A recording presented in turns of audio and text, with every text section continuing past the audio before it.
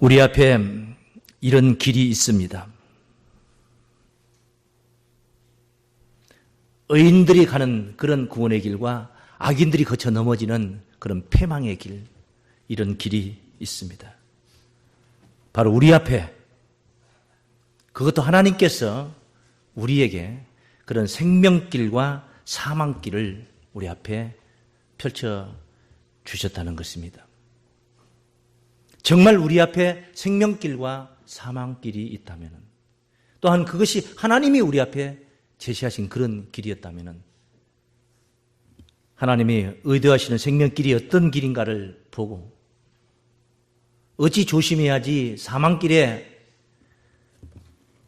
그 길로 실족하여 나아가지 않고 영원한 구원의 길, 생명길로 갈 수가 있을 것인가 하는 문제를 우리가 깊이 생각을 해보아야 될 것입니다. 예레미야 21장 8절에 있는 말씀을 의거하여 드린 말씀입니다. 여호와께서 가라사대 너는 또 이 백성에게 여호와께서 이같이 말씀하신다라. 이같이 하나님께서 말씀합니다. 보라, 내가 너희 앞에 생명의 길과 사망의 길을 두었노니. 이 생명의 길만 둔 게 아니라 사망의 길도 이렇게 두셨다는 사실인 것입니다. 우리가 세상에서 그런 말 하지 않습니까? 말이 아니면 듣질 말고 길이 아니면 가지 마라 말씀이었습니다. 길은 길인데 가서는 안 될 길답지 않는 그런 길이 있습니다. 반면에 정말 우리가 가야 할 그런 길이 있다는 사실입니다. 예수께서 말씀하셨습니다. 요한복음 14장 6절 말씀에 내가 곧 길이요 진리요 생명이니 나로 말미암지 않고는 아버지께로 올 자가 없느니라. 정말 길다운 길입니다. 참된 길을 우리에게 주님께서 제시해 주신 것입니다. 우리 주님과 주님의 제자 가룟 유다, 분명하게 간 길이 있습니다. 예수님이 십자가 지신 날 가룟 유다도 죽었습니다. 예수님이 십자가상에서 손과 발에 못이 박히고 허리는 창으로 찔림받아서 물과 피를 다 쏟을 때에 가룟 유다도 물과 피를 다 쏟으며 죽어갔습니다.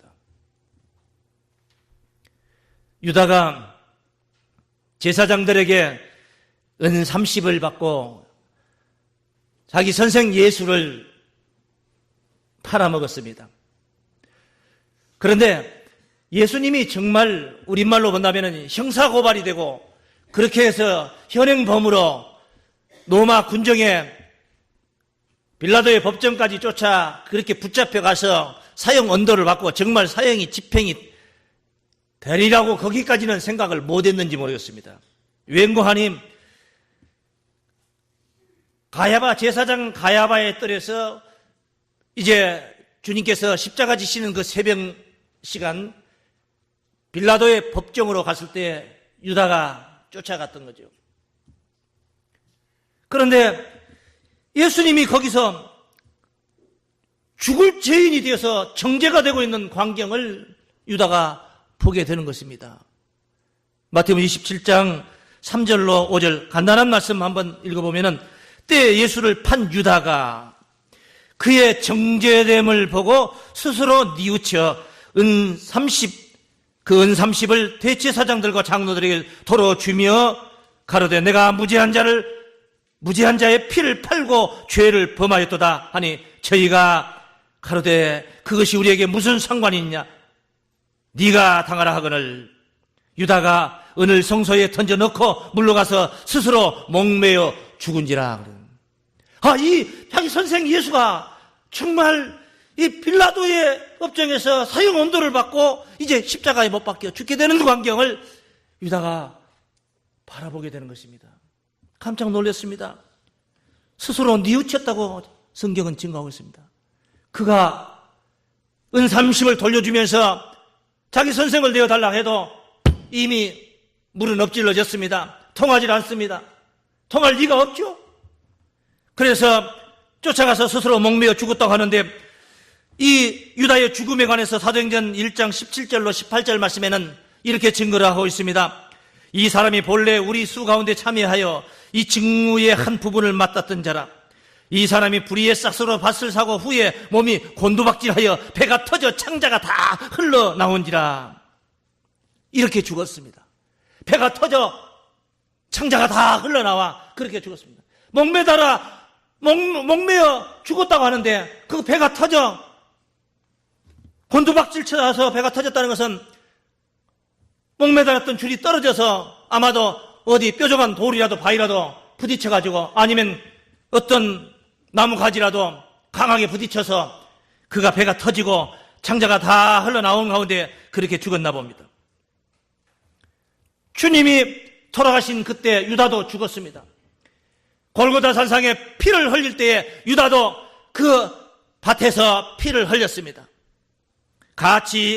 같은 날 같이 죽었을지라도 엄연히 주님이 가신 길과 유다에 가는 길은 현저하게 극과 극을 달리는 그런 길이었습니다. 유다, 왜 그릇된 자기 선생을 팔고 그런 정말 가서는 안 될 길을 그릇된 행동을 하며 그 길을 갔습니까? 무엇 때문입니까?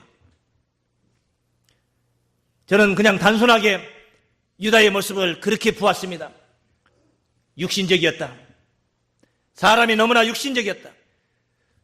메시아 되신 주님을 따르면서도 그는 물질에 눈이 어두웠습니다. 자기를 내세우려는 마음이 컸습니다. 교만했습니다. 패망의 선봉이라는 교만이었습니다. 그는 자기 선생까지도 나무리기까지 했습니다. 그런 교만한 자였습니다. 사람의 생각을 하고 있습니다. 육신의 생각을 하고 있습니다.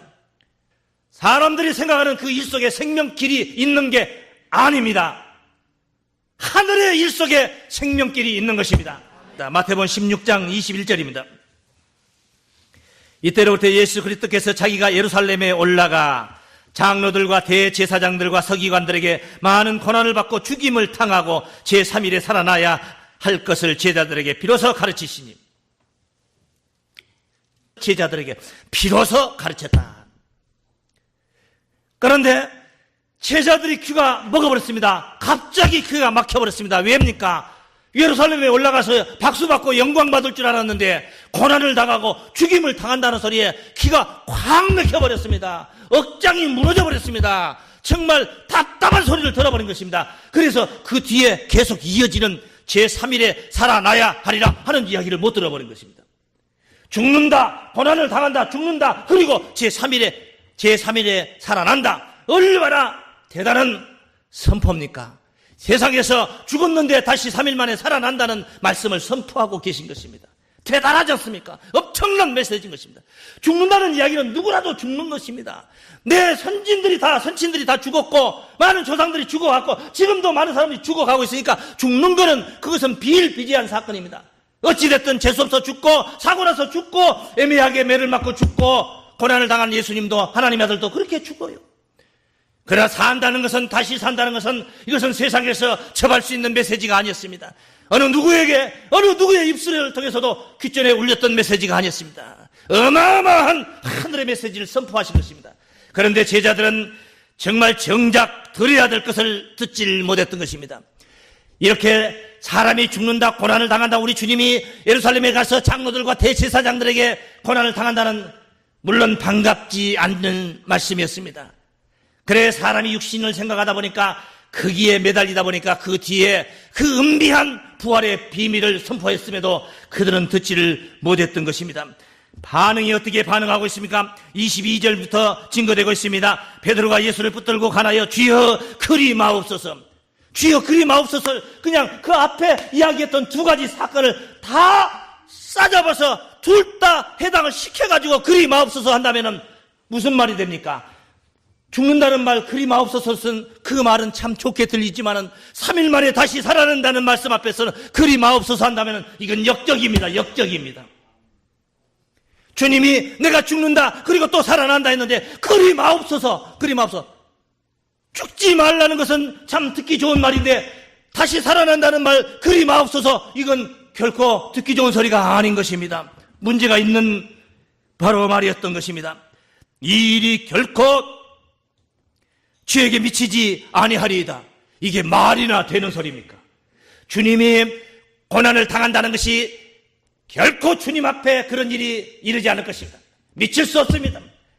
그렇게 주님을 보호하는 측면에서, 사랑하는 측면에서 생각할 수 있고 말할 수 있지만은 그 말씀만 하셨습니까? 3일 만에 다시 살아난다는 말씀을 선포하셨는데 이 일이 주님께 절대 미치지 못하리이다 하면은 죽고 나서 절대 못 삽니다 소리를 하는 거하고 똑같은 소리예요. 그러니 말을 끝까지 잘 들어야 되는 겁니다. 믿습니까? 하늘의 소리를 들어야 되는 것인데 육신적인 고난받는다는 소리에 귀가 콱 막혀버리다 보니까 부활한다는 소리가 들어오질 않고 있습니다. 우리 주님이 뭐라고 선포하십니까? 예수께서 돌이키시며 베드로에게 말씀하고 계십니다. 사탄아, 내 뒤로 물러나라. 사탄아, 예수님을 주는 그리스도시여 살아계신 하나님의 아들이라고 그렇게 고백했던 천국 예수를 네게 주리니, 그렇게까지 기분 좋아서 우리 주님께서 축복하셨던 그 베드로에게 사탄아, 내 뒤로 물러나라. 저 하늘 높이 올라가다가 사탄이 되어서 나가 떨어지는 광경을 보고 있습니다. 왜 그렇습니까? 영의 일을 생각하지 않고 사람의 일을 생각하다가 이 지경이 되고 말았습니다. 아무리 육신의 일을 생각했다 할지라도 그가 3일 만에 다시 살아난다는 말씀까지도 세트로 그렇게 들었더라면 절대로 베드로가 그렇게까지 경솔하게 하지 않았을 것입니다. 그러나 그는 앞에 전반부의 말씀만 들었고 뒤에 후반부에 3일 만에 다시 산다는 말씀은 듣지를 못했던 것입니다. 그 정도가 아닙니다. 그 순간까지가 아닙니다. 그들은 무덤가에 갔을 때 예수님이 십자가 지시고 3일 만에 부활하시는 부활의 현장에 가서도 3일 만에 다시 살아난다는 사실을 그때도 귀천에 들어와 있지 않았고 머릿속에 남아있지 않았던 것입니다. 그래서 예수님께서 22절 말씀에서 그런 말씀을 하고 계십니다. 사탄아, 물러나라. 물러가라. 내 뒤로 썩 물러가라. 너는 하나님의 일을 생각하지 않고 사람의 일을 생각하고 있다는 것입니다. 하나님의 일을 생각해야 되는 것입니다. 사람의 일에는 바로 우리가 거치고 넘어질 것들이 많이 있기 때문인 줄로 믿습니다. 깨닫지를 못하고 있습니다. 고난받는다는 그 말에 막혀버린 것입니다. 누가복음 18장 31절로 34절까지 증거된 말씀도 보십시오. 예수께서 12 제자를 데리시고 이르시되 보라, 우리가 예루살렘으로 올라가노니 선지자들로 기록된 모든 것이 인자에게 응하리라. 기록된 말씀이 응하리라. 인자가 이방인들에게 넘기고 희롱을 받고 능력을 받고 침뱉음을 받겠으며 저희는 채찍질하고 죽일 것이니 저는 3일 만에 살아나리라 하시되, 제자들이 이것을 하나도 깨닫지 못하였으니, 이것을 하나도 깨닫지 못하고 있습니다. 왜 그렇습니까? 앞에 고난당한다는 말씀에 막혀버린 것입니다. 육신의 정 때문에 하늘의 세계를 놓치고 있는 것입니다. 여러분, 사람의 일 속에는 생명길이 없습니다. 하늘의 일 속에 생명길이 있는 것입니다. 오늘 이 메시지도 하늘의 메시지라야지 그 말씀 속에 생명이 있는 줄로 믿습니다. 겟세마네 동산에서 마태복음 26장 56절 말씀 보십시오. 제자들은 몽땅 도망을 가버립니다. 그날 이렇게 된 것은 다 선지자의 글을 이루려 함이라. 고난받는 거고 그런 것들, 내가 하늘의 12영을 불러서 내가 저들을 멸절시킬 수도 있지만은 만약에 그렇게 해버린다면 하나님의 뜻이 어떻게 되겠느냐? 주님께서 말씀하니 이에 제자들이 다 예수를 버리고 도망하니라. 우리 주님이 고난받는다는 이 이야기에 겁에 지레지급을 먹고 두려워하면서 도망을 가버리고 만 것입니다.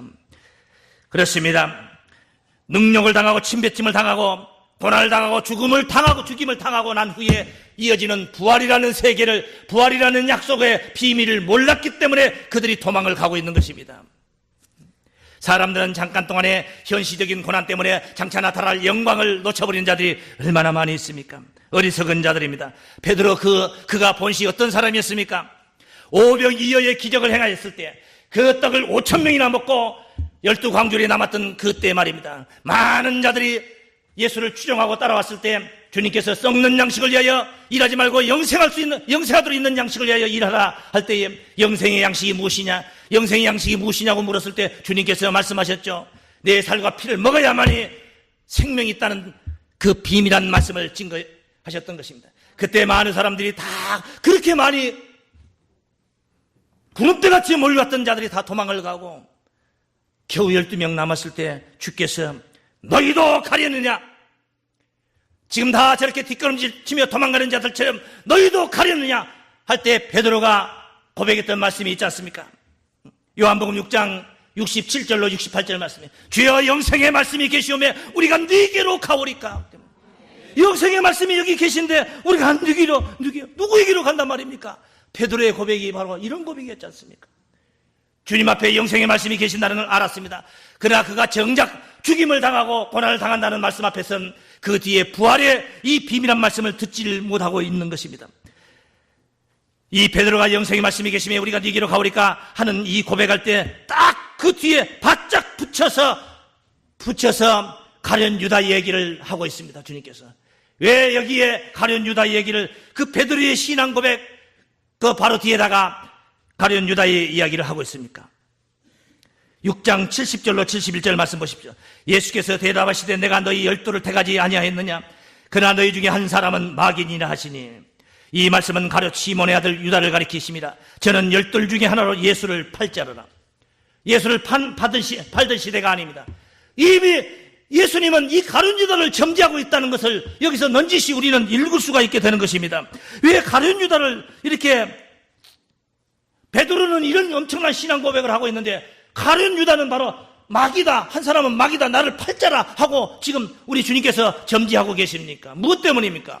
평소에 가룟 유다가 바로 육신적이었고 교만했고 그는 불퉁거렸고 그는 물질의 눈이 어두웠던 사람입니다. 12 제자 중에 한 사람이 정말로 한 사람이 예수를 팔고 선생을 팔고 메시아를 팔고 하는 일이 정말 누군가 한 사람이 그 일을 담당해야 된다면 바로 예수님 오실 땐 누가 담당해야 되겠다고 생각을 했겠습니까? 베드로 영생의 말씀이 계시면 우리가 네게로 가오리까 하는 베드로를 예수님이 선택을 하겠습니까? 가룟 유다 평소에 선생한테 불퉁거리면서 물질의 눈이 어두워서 교만에 빠졌던 그런 가룟 유다를 눈여겨보지 않았겠습니까? 그렇습니다. 요한복음 12장 3절로 6절까지 증거된 말씀을 보십시오. 가룟 유다의 그 실체가 여기 증거되고 있습니다. 마리아는 지극히 비싼 향유 곧 순전한 나드 한 근을 가져다가 예수의 발에 붓고 자기 머리털로 그의 발을 씻으니 향유 냄새가 집에 가득하더라. 제자 중 하나로서 예수를 잡아줄 가룟 유다가 말하되 이 향유를 어찌하여 300데나리온에 팔아 가난한 자들에게 주지 아니하였느냐 하니 이렇게 말하면 가난한 자들을 생각함이 아니요 저는 도적이라 돈계를 맞고 거기 넣는 것을 훔쳐 가밀어라. 가룟 유다는 바로 이와 같은 애시당초 주님을 따르며 주님을 섬기면서도 이따위 짓을 했던 자가 바로 가룟 유다였습니다. 그것을 어찌 주님이 몰랐겠습니까? 주님이 알고 계신 것이죠. 그래 오늘 본문 말씀에서 나를 팔자가 하나가 있다 하니까 제자들이 서로 각자 전부 다 주여 내니까 다 걱정스러운 마음으로 혹시 제가 아닙니까? 만약에 제가 그런다면 내가 당장에 고치겠나이다 하는 어떤 그런 마음의 각오가 되어 있었을 것입니다. 마태복음 26장 22절 말씀 보시면은 저희가 심히 근심하여 각각 여짜오되 주여 내니까 대답하여 가라사대 나와 함께 그릇에 손을 넣는 그가 나를 팔리라. 만약에 그 찰나에 베드로가 그릇에 손을 넣고 있었다면 그 말을 하지 않았을 것입니다. 잠깐 쉬었다 참고 계셨을 것입니다. 그 타이밍에 때 맞춰서 가룟 유다가 주님이 손이 떡바구니 속에 들어가고 있을 때 가룟 유다의 손이 지금 들어가고 있던 것입니다. 때는 이때라 우리 주님께서 말씀을 선포하고 계신 것입니다. 나와 함께 그릇에 손을 넣고 있는 그 자가 바로 나를 팔 자니라. 이보다 더 적극적으로 증거한 말씀이 요한복음 13장 26절 말씀에 있습니다. 예수께서 대답하시되 내가 한 조각을 찍어다가 주는 자가 크니라 하시고 한 조각을 찍으셔다가 가룟 시몬의 아들 유다를 주시니 마귀가 그에게 들어가니라. 그렇게 증거되고 있습니다. 주여 내니까 했을 때에 우리 주님은 더 적극적으로 변하고 있지 않습니까? 내가 떡을 떼다가 한 조각을 주면은 그 받는 그 자가 바로 나를 팔 자다. 떡을 떼다가 베드로의, 야고보의, 요한의, 안드레에게 주지 않고 그냥 주저없이 유다에게 유다에게 내밀어서 떡을 주고 있습니다. 그리고 또 어리석은 유다는 덥석 받고 있습니다. 받고 있습니다. 그리고 마귀가 유다의 마음속에 심령 안에 들어가는 광경을 설명하고 있지 않습니까? 가룟 유다는 은30에 대제사장들과 예수를 대제사장들에게 넘겨줄 것을 약속을 하고 호시탐탐 기회만 노리고 있을 때에 최후의 만찬, 우리 주님께서 만찬하면서 오늘 만찬상에서 본문 말씀, 그 말씀을 선포하신 것입니다. 인자는 기록된 대로 가거니와 인자를 파는 자에게는 화가 있으리로다. 그는 차라리 제 어미에게서 나지 않았다면 좋을 뻔하였느니라. 우리 주님이 바로 선포를 하고 계신 것입니다. 주님 앞에 바로 베드로, 가룟 유다가 바로 예수를 팔자로 앉아 있었던 것입니다. 그렇습니다. 예수님의 제자들 가운데서도 사망길을 갈 자가 있었고 생명길을 갈 자가 있었는데 하물며 우리 앞에 이겠습니까? 우리 앞에 주님이 가신 길과 유다가 간 길이 있습니다. 우리는 분별해야 됩니다. 유다가 간 길을 우리는 철폐하고 주님께서 가신 비록 십자가의 길일지라도 그 길을 우리는 가야 되는 것입니다. 십자가 그것이 마지막이 아니고 십자가 이후에 부활의 영광이 있기 때문인 줄로 믿습니다. 인자는 기록된 대로 간다고 하고 있지 않습니까? 본문에 기록된 대로 가거니와 유다가 판닥에서 가는 게 아닙니다. 그가 안 판다면 다른 사람이 또 예수님을 대적해서 누군가는 팔아서 예수님은 성경에 기록되기를 성경에 기록된 대로 팔려갈 것이 예정된 대로 그렇게 가는 것입니다. 고린도전서 15장 3절 말씀에 증거되고 있습니다. 내가 받은 것을 먼저 너희에게 전하였노니 이는 성경대로 그리스도께서 우리 죄를 위하여 죽으시고 성경대로 죽으시고 성경대로 사흘 만에 다시 살아나셨다는 말씀 4절 말씀에 또한 증거되고 있습니다. 돌아가신 것도 성경대로 돌아가신 것이고 부활하신 것도 성경대로 부활하신 것입니다. 그러므로 성경의 길을 우리는 가야 되는 줄로 믿습니다. 그 길이 비록 고난의 길이라 할지라도 우리는 성경의 길을 가는 것입니다.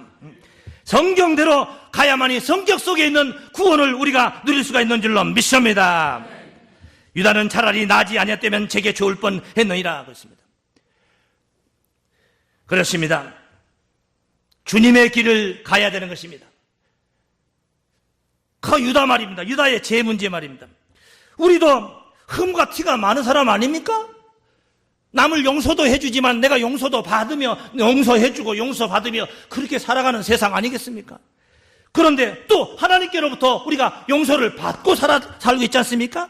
당장에 지금 예수 그리스도의 십자가로 인하여 우리는 용서를 받았지 않습니까? 그렇게 용서를 해주시기도 하고 용서를 받기도 하고 그렇게 우리가 살아가는데 어째 유다의 죄는 용서가 안 되냔 말이에요. 유다의 죄는 그가 뉘우쳤다고 하지 않습니까? 뉘우쳤다고. 어떤 분은 뉘우치기만 했지 회개는 안 했다. 회개가 뭐고 뉘우친 게 뭡니까? 회개라는 것은 뉘우칠 회자입니다. 그 뉘우칠 회자가 그 다음에 개자가 고칠 개자예요. 고친다는 거예요. 어떻게 고치면 되겠습니까? 유다가 강제로 가서 예수님을 데리고 오면 되겠습니까? 그가 죽음으로 자기가 죄졌다는 것을, 자기가 잘못했다는 것을 목매달아 죽으면서 그는 방법이 없어서 제사장들이 받아주지 않으니까 돈을 물려줘도 안 받아주니까 돈을 집어 던져버리고 그리고 돌아와서 죽지 않습니까? 그렇게까지 유다는 주님을 팔았던 것에 대해서 뉘우쳤는데 그 용서가 안 됐습니다. 왜 용서가 안 됐냐고요? 성령거역계는 용서가 안 되는 것입니다. 마태복음 12장 31절로 32절 말씀에 내가 너희에게 이르노니 사람의 모든 죄와 회방은 사하심을 얻되 성령을 회방하는 것은 사하심을 얻지 못하겠고 또 누구든지 말로 인자를 거역하면 사하심을 얻되 누구든지 성령을 거역하면 이 세상과 오는 세상에도 사하심을 얻지 못하리라. 유다가 용서를 받지 못했다는 것은 성령 거역죄였다는 것입니다. 왜 그에게 성령 거역죄가 성립이 되느냐? 메시아를 배신할 사건에 관해서는 이미 성경의 구약에 예정이 되어 있습니다. 메시아가 이 땅에 오시면 그 제자 중에 한 사람 중에서 누군가는 배신하여서 예수를 대적할 것이 성경에 예정이 되어 있다는 거죠. 시편 41장 9절 말씀에 증거되기를 나의 신뢰하는 바 내 떡을 먹던 나의 가까운 친구도 나를 대적하여 그 발꿈치를 들었나이다. 나의 가까운 친구도, 주님께서 제자들의 너희는 이제부터는 종이 아니여 친구라고 했습니다. 내가 내 아버지께 받은 것을 다 너희에게 알게 하였습니다. 친구라고 했습니다. 가까운 친구, 얼마나 가까웠으면 돈궤를 유다에게 맡겼겠습니까? 돈궤를 맡았다는 것은 핵심이었습니다. 핵심이었어요. 예수님의 공동체에 돈궤를 맡았다, 회개를 맡았다는 것, 그가 바로 핵심이었다는 것입니다. 나의 가까운 친구도 나를 대적하여 그 발꿈치를 들었나이다. 발꿈치를 들었다는 것은 말은 뒷발질했다는 것입니다. 뒷발질했다는 겁니다. 쉽게 말하면 뒤통수를 쳤다는 것입니다. 따르고 추종했던 자가 제일 가까운 게 뭡니까? 뒤통수를 쳤다. 뒷팔질했다는 것입니다. 요한복음 13장 18절 말씀에 주님께서 직접 이 말씀을 인용해서 하신 말씀입니다. 내가 너희를 다 가리켜 말하는 것이 아니라 내가 나의 택한 자들이 누구인지 알미라. 그러나 내 떡을 먹는 자가 내게 발꿈치를 들었다 한 성경을 응하게 하려는 것이니라. 이게 한 사람이 대적하는 것, 제자 중에 한 사람이 배신하는 거 바로 이 시편 41장 9절 말씀을 응하게 하는 사건이었던 줄로 믿습니다. 배신자 유다가 갈 길은 정해져 있습니다. 사도행전 1장 17절로 20절까지 증거된 말씀에 보면은 이 유다에 가는 길에 안에서 증거되고 있습니다. 18절 지난 19절 말씀 보십시오. 뭐라고 증거되고 있는가? 이 일이 유다가 배가 터져 창자가 다 흘러내고 해서 죽었던 사건이 예루살렘에 사는 모든 사람에게 알게 되어 본 방언에 그 밭을 이르되 아겔다마라 하니 이는 피밭이라는 뜻이라. 시편에 기록하였으니 이 문제에 관한 시편에 기록 그의 거처로 황폐하게 하시며 거기 거하는 자가 없게 하소서 하였고 또 이르시되 그 직분을 타인이 취하게 하소서 하였도다. 거처가 황폐하게 되고 직분은 타인이 취하게 되는 사건이 이미 시편에 예언하고 예정하고 있었다는 말씀입니다.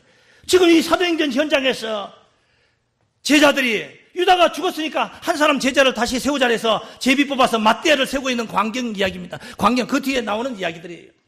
그러니까 이 유다는 가룟 유다는 이 당시 시편에 바로 그 거처가 황폐하게 되고 직분은 타인이 취하게 될 것으로 이미 다 예정이 되어 있어요.